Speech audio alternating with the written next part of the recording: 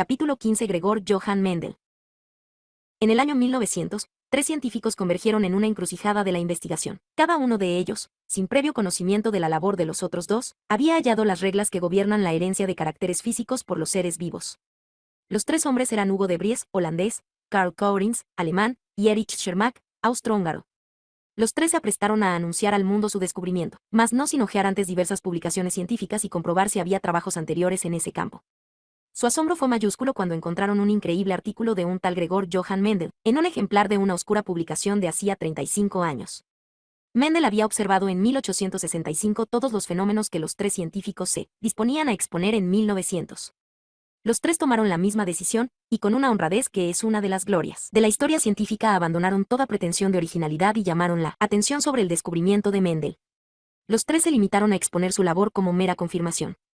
Gregorio Johann Mendel nació en 1822 en el seno de una familia campesina. Su vida transcurrió tranquila y sin grandes avatares, exceptuando su gran descubrimiento. Primero fue monje y más tarde abad en el monasterio de Agustinos de Brunn, Austria. La ciudad se llama hoy Brno y pertenece a Checoslovaquia. Mendel tenía dos aficiones, la estadística y la jardinería, y de la combinación de ambas sacó buen partido. Desde 1857, y durante 8 años, se dedicó a cultivar guisantes. Con sumo cuidado autopolinizó varias plantas, cerciorándose de que las semillas así obtenidas heredasen solo las características de uno de los padres. Pacientemente fue recogiendo las semillas producidas por cada planta autopolinizada, las plantó una por una y estudió la nueva generación. Comprobó que si plantaba semillas de guisantes enanos solo crecían guisantes enanos.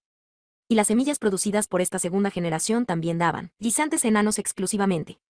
Las plantas enanas del guisante se reproducían, fielmente, digámoslo así. Las semillas de las plantas grandes de guisante no siempre se comportaban de esa manera. Algunas de ellas, aproximadamente un tercio de las que crecían en el jardín, se reproducían fielmente y daban plantas grandes en todas las generaciones. Pero no así en el resto, que era la mayoría. Las semillas de algunas de ellas daban plantas grandes, mientras que las de otras engendraban plantas enanas.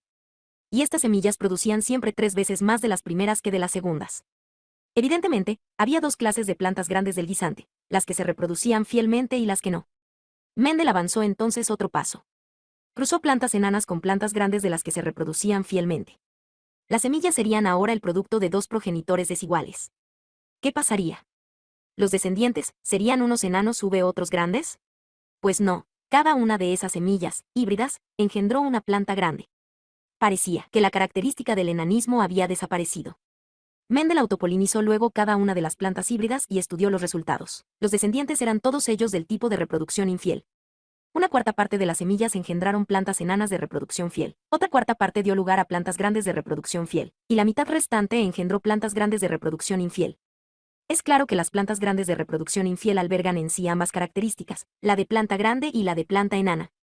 Cuando se hallaban presentes ambas características, solo se ponía de manifiesto la del tamaño grande, que era, por tanto, dominante. Pero el enanismo, aunque era recesivo y no visible, seguía estando allí y aparecía en la siguiente generación. Mendel halló así su primera ley de la herencia. Estudió también la herencia de otras características y elaboró las correspondientes reglas.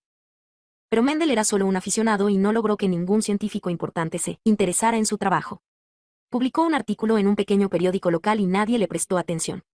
Y así pasó inadvertido durante 35 años. Mendel murió en 1884, sin proseguir el trabajo que había terminado en 1865 y sin ver reconocida su labor.